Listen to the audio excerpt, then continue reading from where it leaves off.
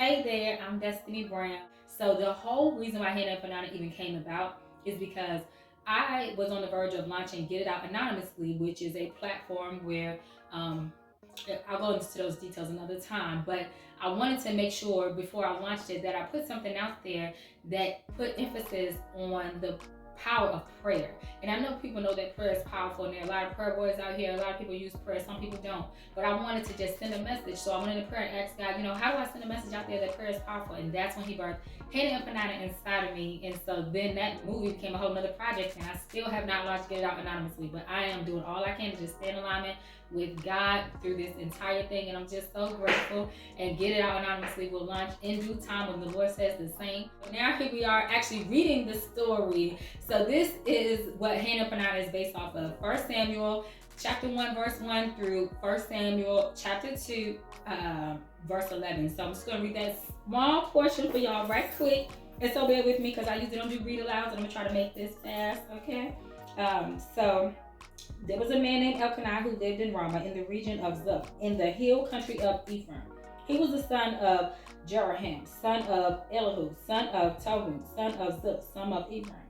Elkanah had two wives, Hannah and Peninnah. Peninnah had children, but Hannah did not.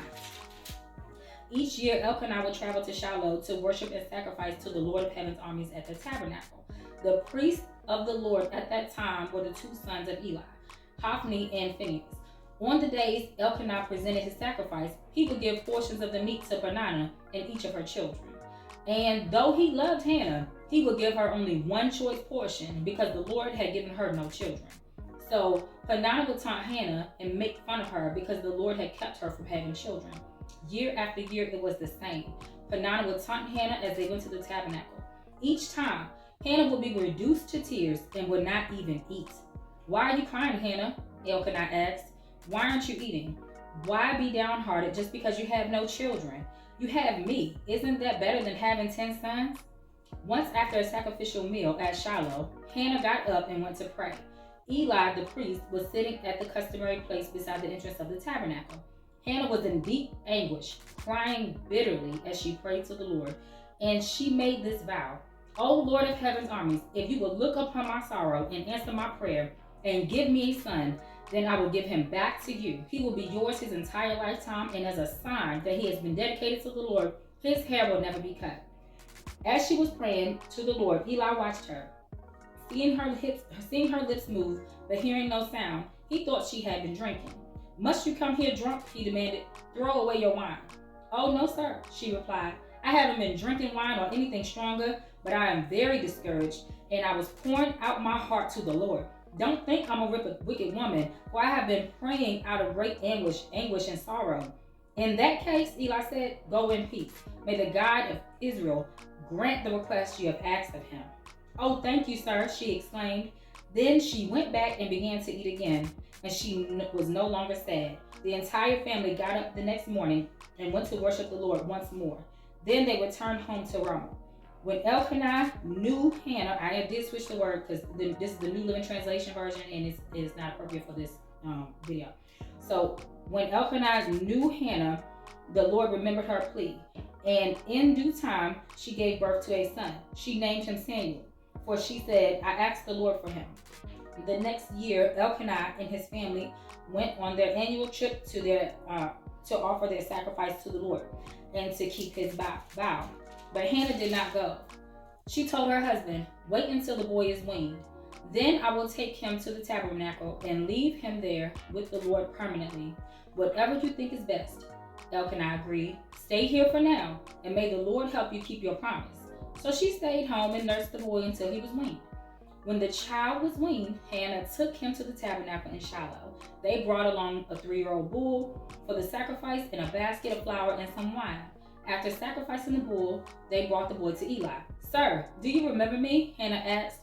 "I'm the very woman who stood here several years ago praying to the Lord. I asked the Lord to give me this boy, and he has granted my request. Now I am giving him to the Lord, and he will belong to the Lord for his whole life." And they worshiped the Lord there. Hannah's prayer of praise. Then Hannah prayed, "My heart rejoices to the Lord. The Lord has made me strong. Now I have an answer for my enemies. I rejoice because you rescued me. No one is holy like the Lord. There is no one beside you. There is no rock like our God. Stop acting so proud and haughty. Don't speak with such anguish. For the Lord is the God who knows what you have done. He will judge your actions. The bow of the mighty is now broken, and those who stumbled are now strong. Those who were well fed are now starving, and those who were starving are now full. The childless woman now has 7 children, and the woman with many children wastes away. The Lord gives both death and life. He brings some down and raises others up. The Lord makes some poor and others rich. He brings some down and lifts others up. He lifts the poor from the dust and the needy from the garbage dump. He sets them among princes, placing them in seats of honor. For all the earth is the Lord's, and he has set the world in order. He will protect his faithful ones, but the wicked will disappear in darkness. No one will succeed by strength alone. Those who fight against the Lord will be shattered. He thunders against them from heaven. The Lord judges throughout the earth.